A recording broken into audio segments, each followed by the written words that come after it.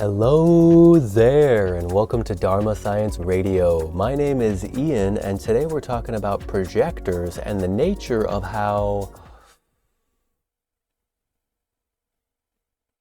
a sophisticated mind does not guarantee a sophisticated or happy life.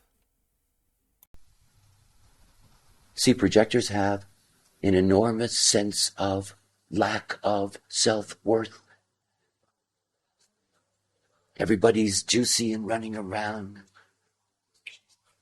It doesn't matter whether they're aware of it or not. They're always trying to tap into it. They never feel like they have what they need. They don't. It's very easy to see that the world is against you.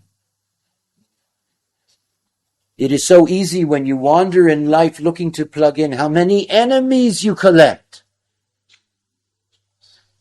How many people you don't like and you resent. Because you never knew who the right people were in the first place. Because you didn't know how to see them. You didn't know how to recognize who is correct for you and who is not correct for you. And if you want to see a type that is mind-fucked, and I mean mind-fucked at a level that goes so high we don't even want to talk about it, it's projectors. Mind. See, because it's the curse of being a projector. You're given this kind of mind so that you can really probe things and recognize them, but as not self, that mind becomes an absolute horror trip. And then you go to all those places of openness. You know, where the conditioning comes in and the mind jumps on it. And you have these complex projector minds who twist and turn the conditioning, start making the most insane decisions. I mean, really insane decisions. You know, nothing nutsier than a projector on a mental decision-making trip. Because nothing in life works without energy. Doesn't. You know, it really is the nature of these human minds that are both our greatest blessing and our most predominant and profound curse. The nature of these human minds, this ajna binary between the left and the right, between what is within and what is without. And the projector gets perhaps some of the most fascinating and intellectualized conundrums pressed upon them or attracted to them by the nature of their evolutionary purpose. The projector is here to bring success to the human organism, not simply another person, to humanity as a whole, to our entire species. You know? I mean, we've made quite a big mess of this planet. We have killed so many other animals. And we have killed so many other people. We have made lives a living hell for so many.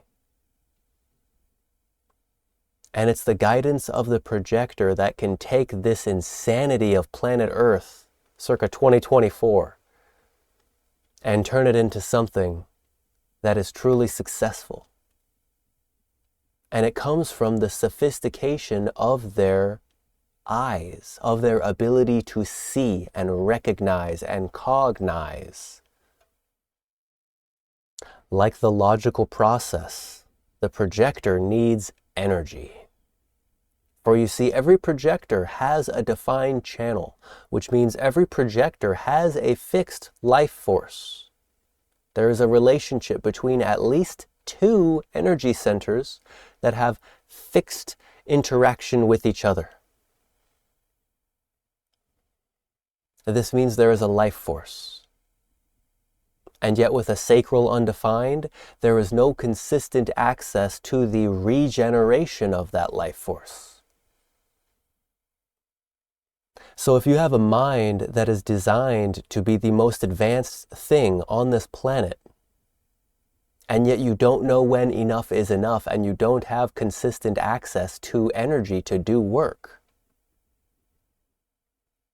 perhaps you can see how that formula might make a mind of insanity. So many of us suffer because we are intelligent. There are many scales that show that the more intelligent a person is, the more likely they are to be depressed or bipolar or otherwise suffering deeply. And the projectors take that to the nth degree, to the highest possible capacity, because they're here to bring success. They're here to transmute the awareness of bitterness, the fact that it could be better, into the least effort ever for the most incredible reward that can hardly even be imagined. Taking minimum effective dose to a whole nother level. The least work for the most reward. Not simply for the projector, for us all, for the whole, and for the other. In particular, for the specific other the projector is working with.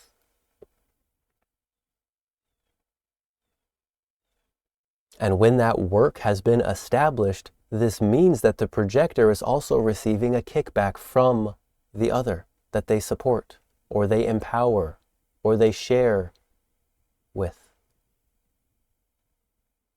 The guidance of a projector is unlike anything else we've ever seen before on planet Earth. Imagine somebody who knows you better than you know yourself. Not only that, somebody who knows the nature of life better than 80% of people. That's projector. That's the top 20%. The thing is, though, is they're not simply given that place on the top. They have to earn it. And the projector does not earn their place on the top by working hard. You know, manual labor is the job of the generator. Because we work hard and then we sleep and it regenerates and we're ready to do it again, and that's how we know it's a healthy generator. Projector is very different. Projectors are intellectual on one level or another, and their ability to earn their place in the hierarchy as the leaders of humanity comes from their wisdom. When not knowing when enough is enough shifts into knowing exactly when enough is enough, for exactly who needs to know it, and exactly when they need to know it. And it's not because they've simply logically figured every single detail of life out. You know, it's not like they're superhuman gods who are omnipotent, who know everything and can do anything. Obviously. The difference is, when they trust their inner authority and type strategy, then the projector is in alignment with divine timing of life. And they don't have to figure it all out. You don't have to figure everything out. There are specific things for you to figure out in this life and to understand. And there are people waiting to hear from you, communicating those specific things at the right time. And it'll only happen if you're being yourself, if you're doing your studies, if you're understanding what you're here to understand and making sense of what life has given you. And if you want to get a hint at what those things are, look at your defined channel or channels. As a projector, study your channels. Don't only look at the lines you have. Study the first line, the second line, the third line, the fourth line, the fifth line, and the sixth line for both gates of all the channels that you have. For when you study the first line of your channels, you get to see the very foundation of life force energy exchange for that channel, for that theme. And when you study the fifth line, you get to see the universalized projection of what the highest, greatest height of that truly is.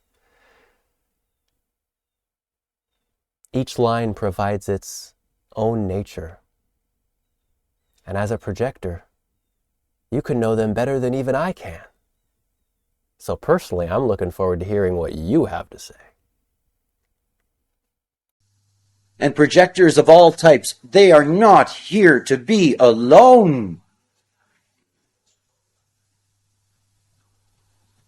I mean, they're here to guide others. They're here to be able to interact with them, be recognized, recognize what they need. And you can see the mess the planet's in. It's not like they're doing their job, because they're lost in the other. I mean, they're lost in the other. It is the irony of being a projector.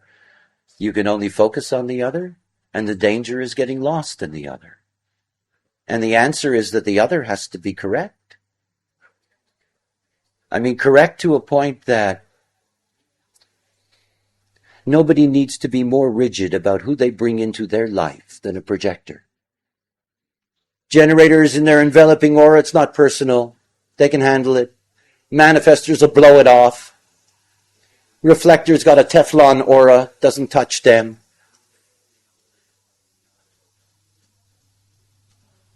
You know, projectors pay a deep, deep price for not being aware. See, generators are designed to surrender. And projectors must accept until they know. You know? Until they know. See, every time a projector looks at somebody else, they see an aspect of their own nature. It's always like that. The more beings you look at as a projector, the more often you get to see who you are. How you work. But in the end, it comes down to a very simple thing, as all things do in this knowledge. It comes to your authority. It really does. See, strategy for a projector is like entering into a career. You know? You've got to commit 7 years to being able to develop the skills that you need. And of course, the dilemma for a projector, because the projector is tied to the 7-year cycle, is that you end up with the wrong lovers for 7 years.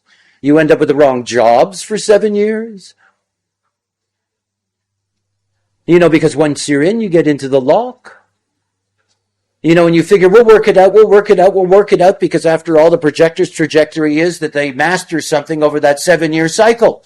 What they end up mastering is an understanding that they were with the wrong person, and they leave them at the end of the 7 years. What to do, you know?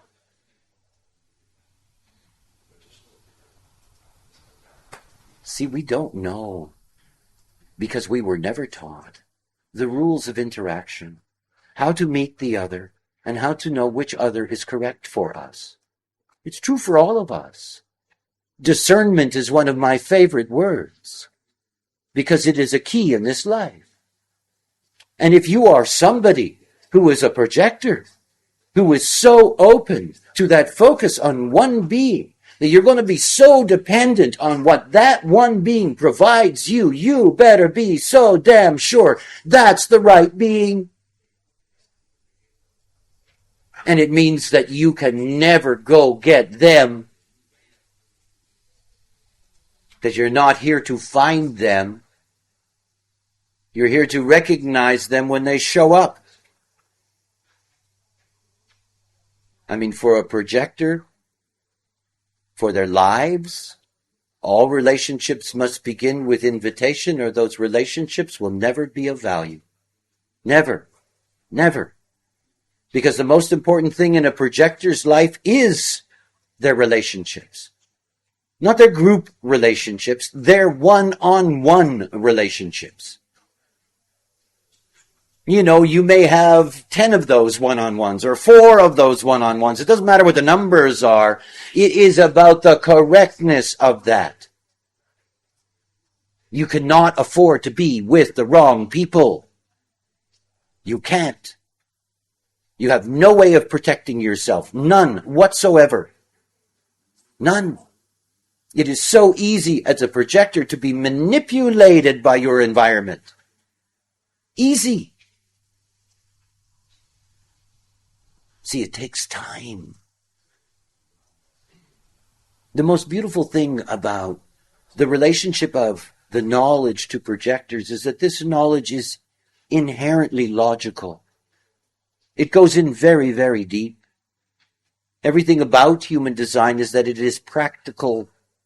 And everything about the process for the projector is to be able to have practical tools to be able to survive in this world of energy types.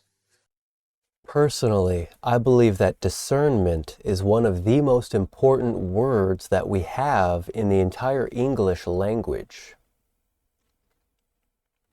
Discernment is the ability to tell the difference between this and that. And as human beings alive today, to see and to know and to communicate the difference between this and that means you are on your way. We are on our way. For if we do not see the difference between this and that, then this which is good for you and that which is bad for you, this which is your friend and that which will never be your friend, could be confused. In which case, even if you are on your way somewhere, or if we are on our way somewhere, if we do not know the difference between this and that, I don't even want to go where we're going. I don't even want to know where we're going. It doesn't matter where we're going, because it's not worth it. You know, it's something I struggled with a lot in my own life as a child. It was this nature of depression. Is it actually worth being alive? Is this life, my life, actually worth it?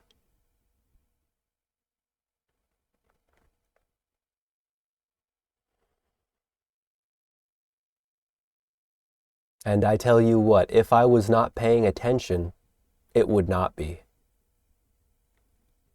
If I did not care, it would not be. And yet I do care so very deeply. And I'm here to share in the love of what it's like to care about life. To know that fear is essentially false evidence appearing real when it's not the driving factor behind your intelligence. To know that this life is worth living even if you can't find a single reason in your mind. And if you know how to make decisions according to your inner authority and type strategy, otherwise stated, if you know how to be yourself and trust your body, trust the intelligence you were born with, then sooner or later you'll see that life is worth living. Because even if your mind makes up chaos and insanity, who cares? It actually becomes entertainment. It's like, oh wow, I remember that thought. I remember feeling that way. I can't believe I used to really identify with it. How astonishing is that? Now that I can see life from such a bigger picture, now that I can really see what's going on and I can tell the difference between this and that. I no longer confuse my friends for my enemies or my enemies for my friends, because I know that my enemy is merely a projection of myself. And I know that my friend is merely a projection of myself. And for me personally, as somebody with an undefined G center, my sense of self is not defined. So my friends and my enemies can take all kinds of different formats. They can do all kinds of different things. There's simply so much variety available in this life. What I want to do is look at my enemies and see them not simply with compassion, see them not simply with care, see them as a reflection of myself, and to know that if I call them an enemy, I've already missed the boat. I've already lost sight of the truth. For the only enemy that truly exists is in my imagination. It's a conjuration of my conceptualization. When the fact of the matter is, there only is what is. And what is not is purely an imagination. And when that imagination, when what is not takes over your life, you become an enemy to yourself and everybody else you've ever known. And the projector knows this firsthand because they do not know when enough is enough, and they are generally extremely intelligent. Without inner authority, we're lost. For the projector who can only focus on the other, the danger of being lost within the other, without inner authority, what a tragic situation that is, where the environment determines who you are. How bitter, how utterly frustrating that can be. To feel like you don't have any agency in your own life. To feel like you have no control, that you have no stewardship, you can't guide your life anywhere. Life is simply happening to you and you are a victim of happenstance. And when your mind rules the life, that's what it feels like for so many of us. For others, sure, perhaps they can be blessed with a not self that is taken care of. They can be blessed in a situation wherein even if they're fake, the world rewards their fakeness. You know, like many celebrities out there who are deeply, deeply unhappy, yet they have all the material needs they'd ever want. And yet they're still deeply unhappy. This is what happens without inner authority. This is what happens when you don't know who you are. This is what happens when you surround yourself with the wrong people that don't belong with you. And it doesn't have to be this way. It doesn't have to be that way. It can instead be this way, wherein you know who you are. You know this from that. You are able to discern left from right, up from down, forward from back. And around and around and around and around we go. For once you know who you are, then it's about watching what you do.